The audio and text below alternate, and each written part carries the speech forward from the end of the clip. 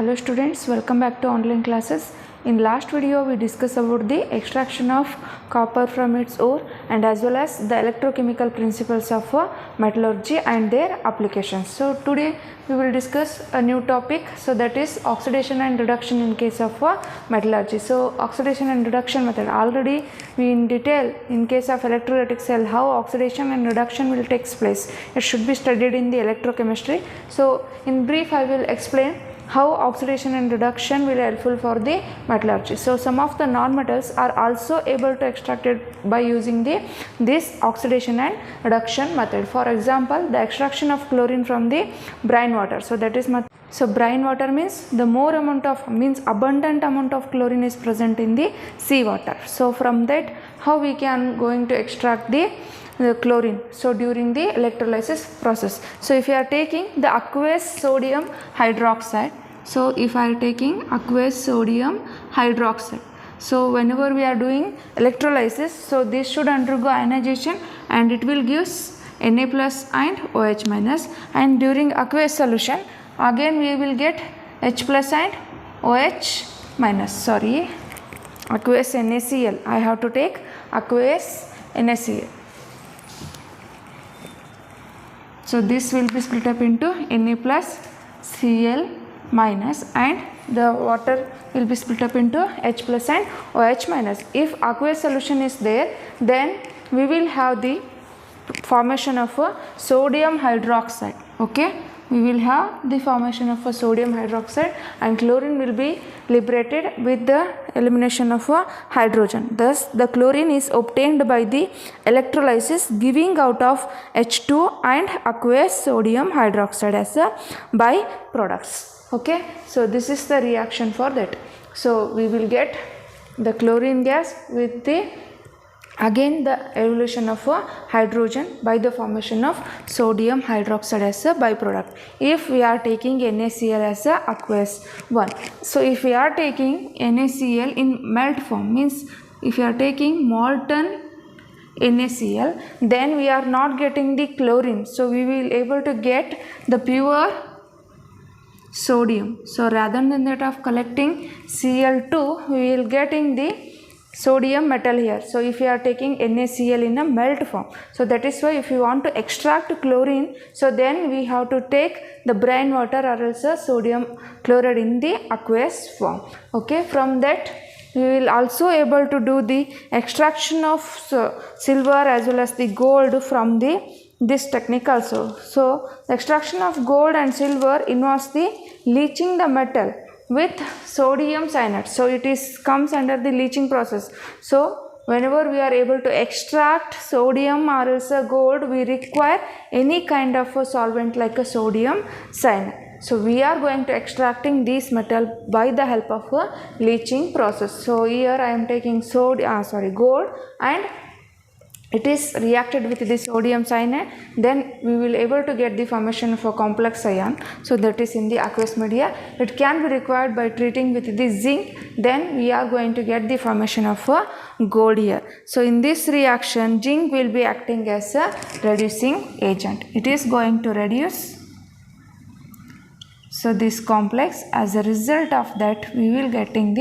the gold. So firstly, when the gold will reacted with the cyanide, it comes from the sodium cyanide, then it should be going to form the gold cyanide complex. Further it is undergoing reduction by the help of reducing agent zinc, then we are going to get or collect the pure gold. So in this reaction the gold as well as the silver, we are going to extract both them, so both of them will undergo oxidation. Okay, so gold and silver will undergo the oxidation here. So oxidation is nothing but the loss of electrons. So by the loss of electrons it will undergo oxidation. Further they will react with the cyanide ions which are comes from the sodium cyanide. So and moreover this reaction is also takes place in presence of aqueous media. So this is the oxidation and reduction process which is occurred in the metallurgical phenomena. So we are now at the last part of this unit, so that is refining. So whatever we are extracting from the ore, so that is not called a pure metal. So we have to follow for the number of process to purify the metals which are obtaining from the extraction method. Some amount of impurities are still present in the metal, so that is why those can removed by the technique, so that is called as the refining. So refining is useful for the removal of the remaining impurities which are present in the metal after the extraction. So and we have so many refining techniques, so and it is depends upon the properties which are present in between the metal as well as the impurities. So refining are mainly 6 types are there. So one is distillation. First one is distillation. So next, second one is liquefaction, electrolysis, zone refining, vapor phase refining, chromatographic method, etc. So this refining techniques are we are choosing depending upon the difference in the properties of a metal as well as the impurities. So with their physical properties we are going to choose the correct refining technique to remove the impurities from the extracted metal. So we are going to do refining, so remember that. So we are going to do refining for the removal of remaining impurities in the metal. So in the extraction only we are going to do some of the purity techniques, but still if there is a presence of some other unwanted metals or else impurity, so then again we are going to remove those impurities from this technique, that is called as the refining. So in that we have so many types, depending upon their properties of metal and impurities we are going to collect or choose the suitable technique of refining. So in that first one is distillation. So and this distillation is doing for the metals which are having the low boiling points. So it is applicable only for those metals which are having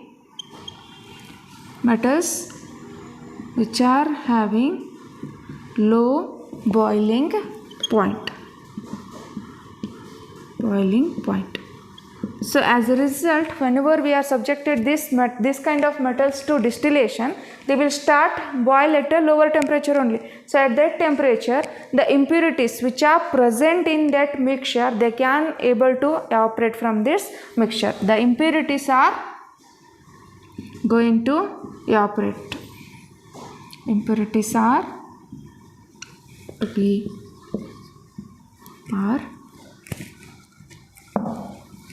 evaporate from the mixture.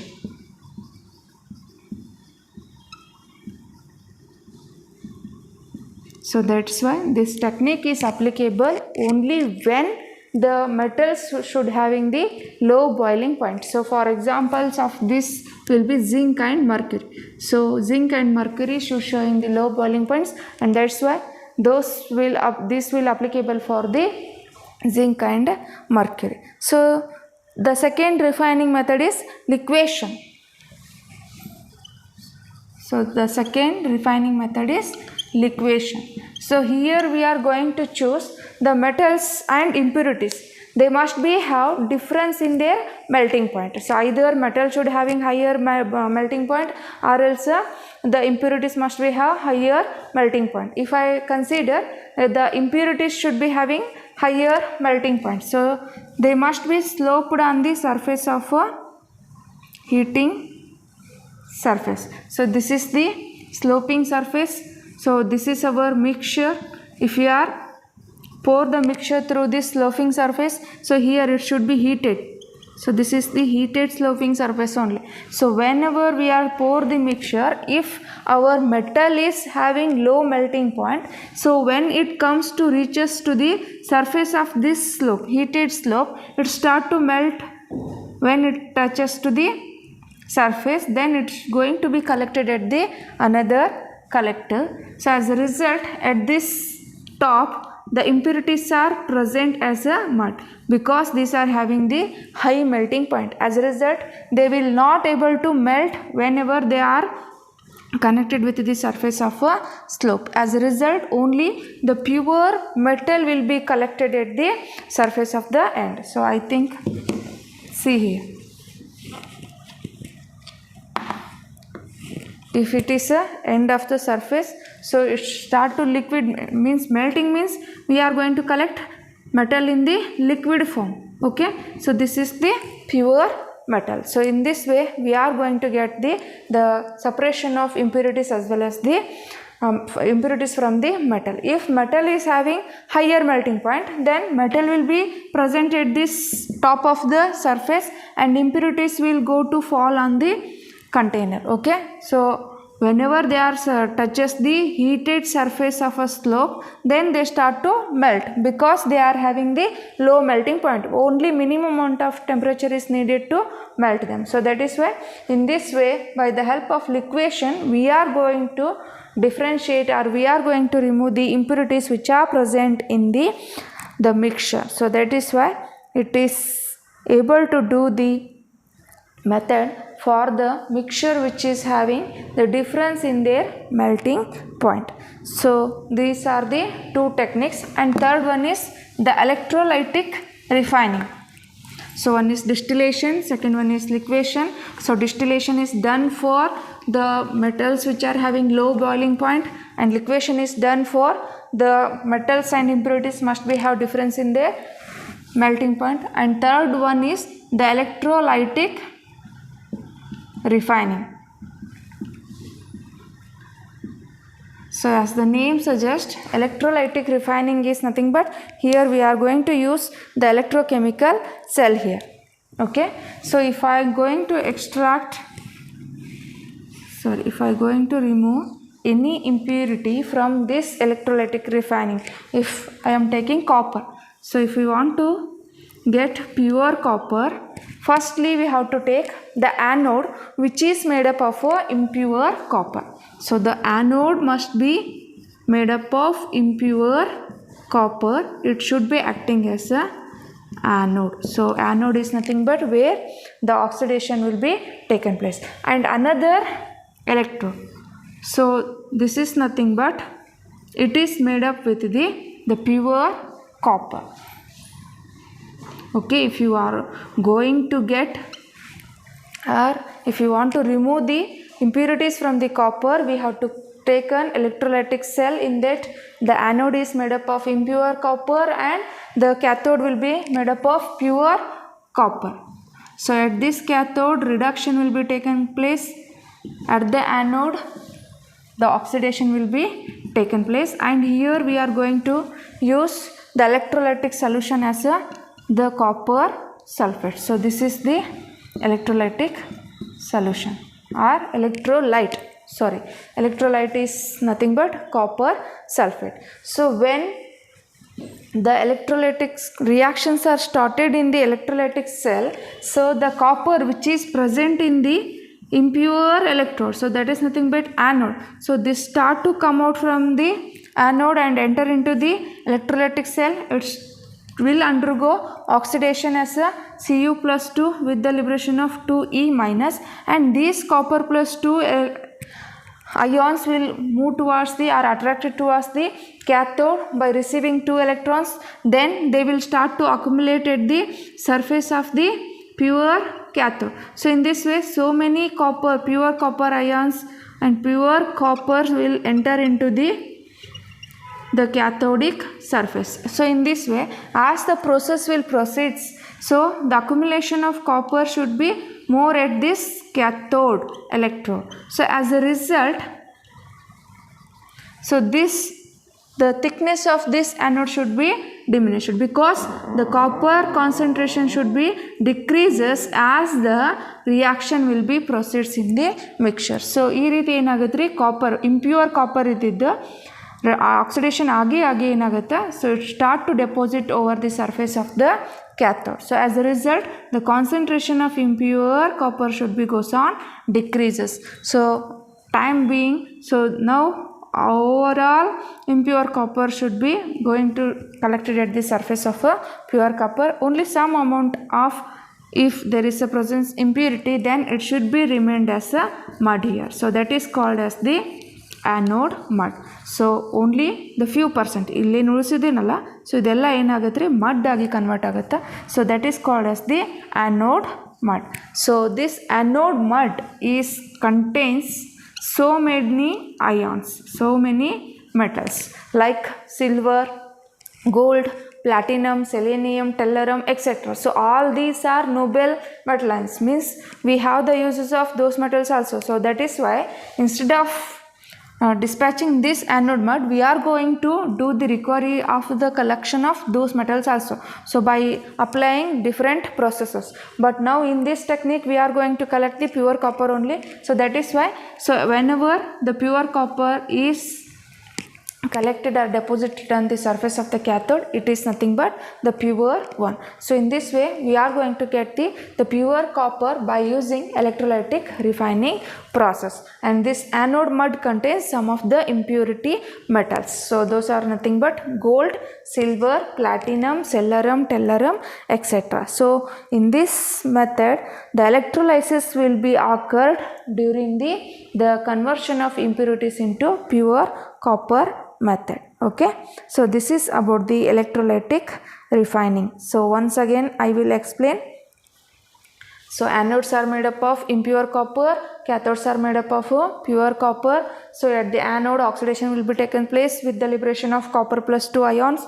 These ions will undergo reduction here by accepting the electrons. Then the pure copper will going to settle at the surface of the cathode. So as the reaction will proceed in hours, so the concentration of impure copper should be goes on decreases. Further we are going to collect the anode mud here. In this mud we have the impure metals. So those impure metals are required by the other processes. So this is about the electrolytic refining. Okay, so the fourth one is the zone refining process. So you have to remember for which metals you are going to do refining, which technique is suitable for the which metal. So then you are able to explain everything in an easy manner. So that's why the fourth one is zone refining. So zone refining. So next is the zone refining. So this technique is useful when the impurities are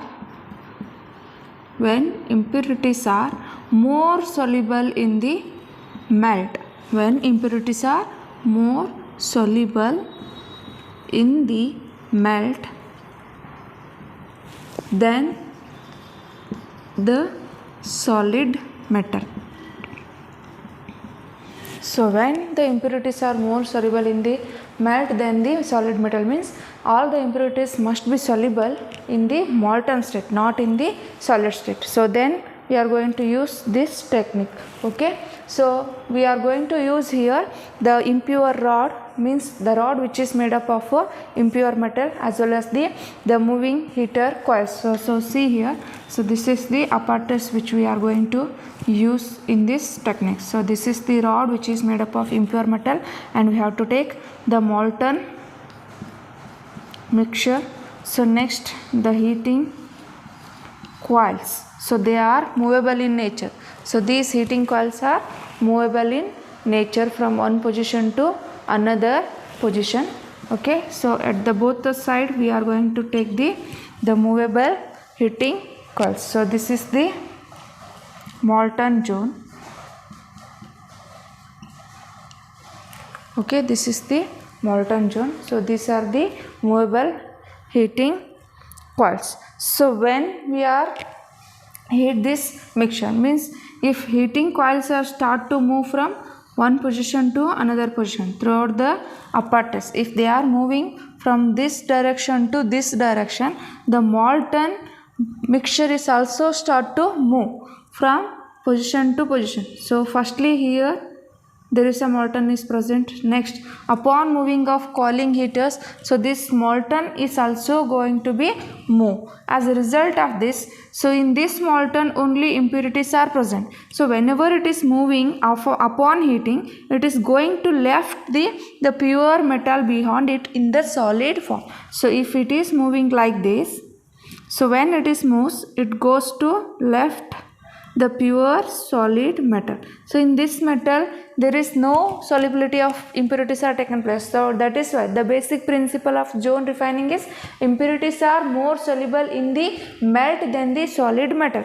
Means, so in this melt only the impurities are able to soluble. So when it is left the metal in solid form, those impurities are cannot touch this metal. So this metal will be crystallizes. Okay, it is obtained in the form of a crystallized form. So that is why we are going to collect the crystallized metal. So crystallized metal means it is a pure metal.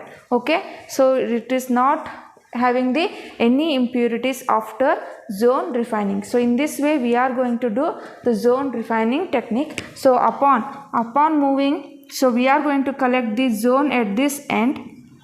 So in this molten, so there is a presence of only impurities. So then we are going to cut off this zone which is containing the impurities. So in this way this process will be goes on repeated more and more times to collect the pure metal. So once again I will explain. For this we have to take the apparatus. In that one is the rod which is made up of the rod which is made up of impure metal, and we have to take the melt substance of mixture. Then we have required 2 heating coils which are movable from one position to another position. So upon moving of these coils, the zone is also started to move by lifting the metal in the form of crystallized crystals. So then we are going to collect those crystals to get the pure metal. So at the end of the zone we are going to get the zone which is having the impurities only. So in this way we are going to remove all the impurities which are present in the metal mixture. And however, so this technique is applicable for the semiconducting materials or semiconducting metals like a boron, silicon, germanium, so indium, gallium, thallium, etc. So in this way, so this method is applicable mainly for this germanium, silicon, boron, gallium and indium. Okay, so this is about the zone refining. So the next technique is the wafer phase technique. The vapor phase technique. So here the metal must show to the ability to form firstly the vapor compounds, then it should undergo decomposition. So if it is showing the formation of vapor compound and later on it should undergoing the decomposition, then only we can do this process. So vapor phase refining. Okay, the metal must show or metal must form the vapor compound or else a volatile compound mixture with the agent which we are going to add during this process. So second one is it must undergo decomposition. After the vaporization it must undergo vaporization. So then only we are going to do this kind of process. So these are the two main conditions. The metal should form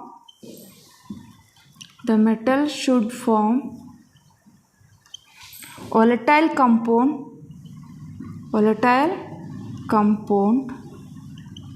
with the reagent. Means if we are going to add any kind of reagent during this process, to that reagent metal should form the bond. So then we are going to get the compound, so that must be volatile in nature. So after this formation of volatile compound, it must be undergo decomposition very easily. So that is also important. So this volatile compound must undergo decomposition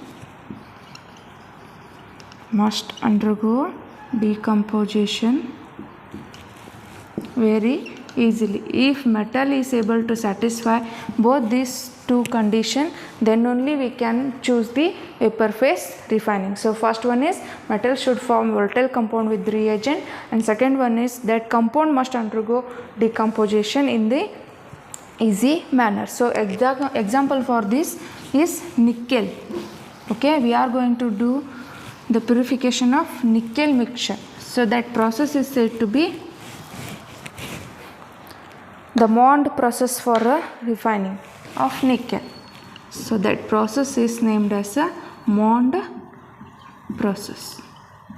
Okay, so here we are going to take mixture of nickel which contains impurity. So to this we are going to add the carbonyls, and we have to heat this mixture of about 330 to 350 Kelvin. Then we are going to get the formation of a nickel carbonyl complex. So nickel tetracarbonyl complex. After this formation of complex, so this is the volatile compound. So see here, so we are going to heat this nickel in presence of a stream of carbon monoxide. It should form the volatile complex. So this is said to be the volatile complex.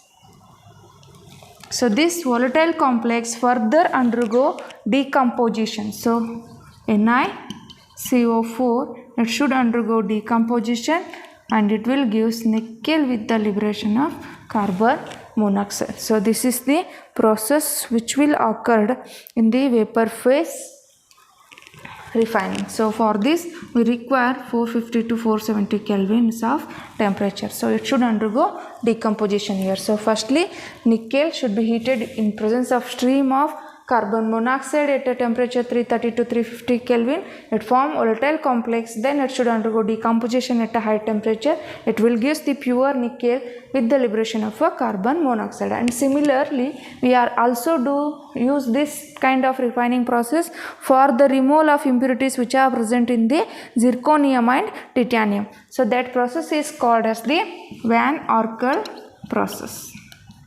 Van Arkel process of refining. Okay,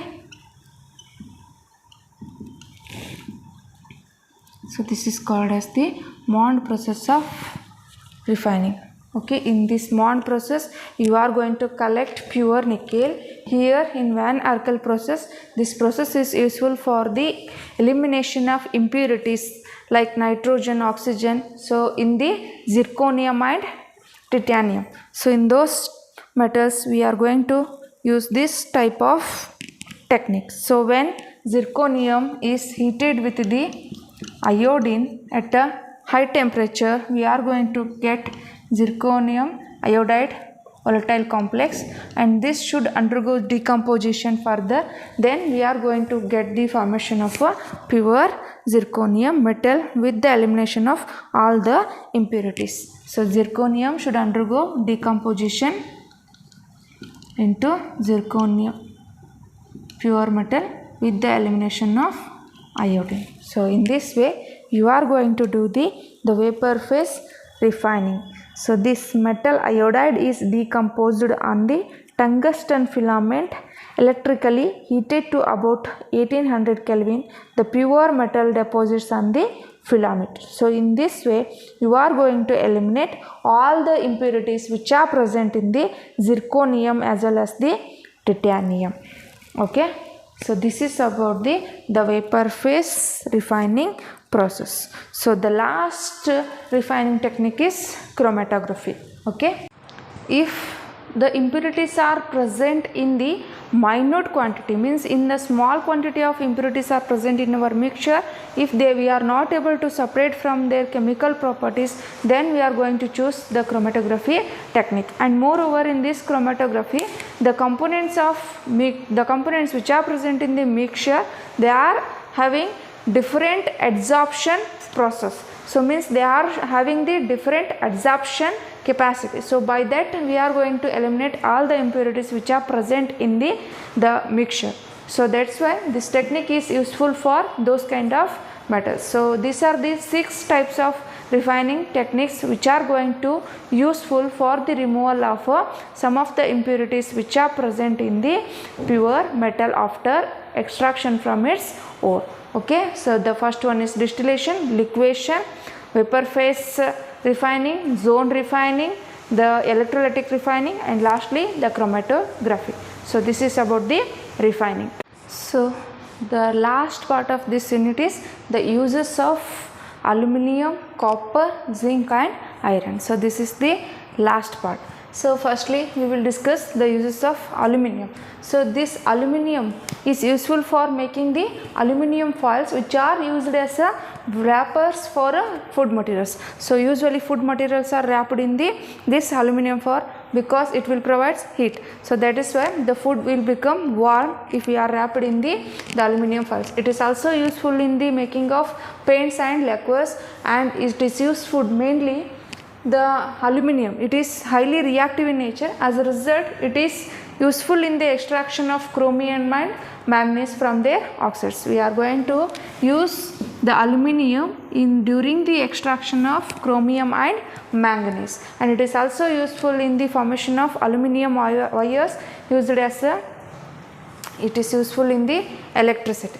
So next is the uses of copper. So it is used in the making of wires in the electrical industries, and it is also used as a wires in the water streams and as well as the stream pipes. So it is useful whenever we are making the copper alloys. So more than copper, usually we are using the copper alloys. So it will make alloys when it is whenever it is mixed with the zinc, we will get the formation of brass. If it is mixed with the tin, it will make bronze alloy.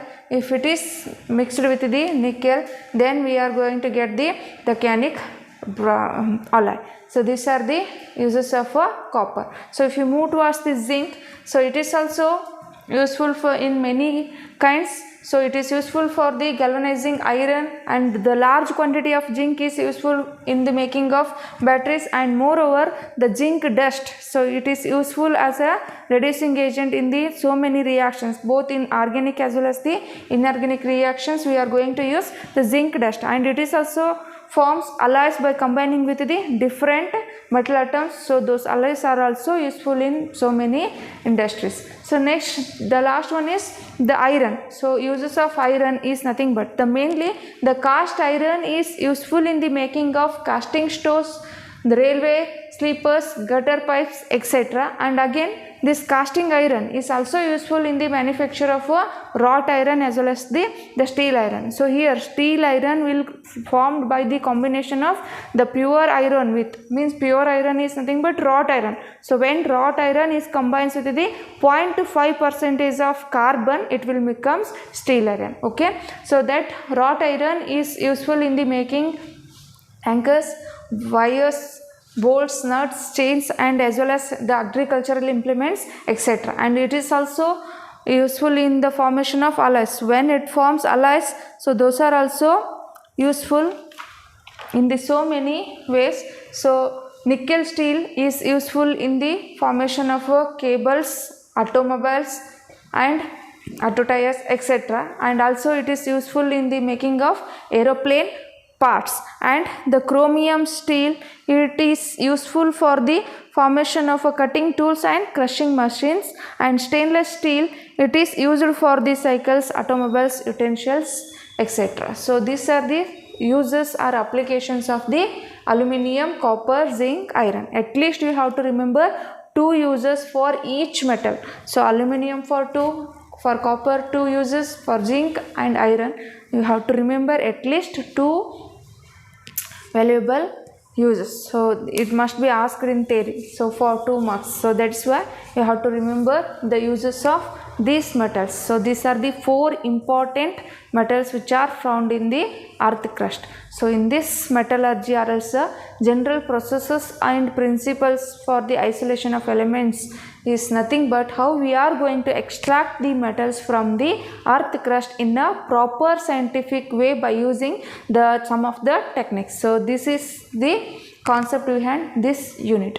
I think all the points are clear now. So if you have any doubts, you can ask me through the WhatsApp or you can message me, then I am going to help you. Okay, so by this I am going to conclude this unit. So that is the chapter number 6. Okay, thank you all.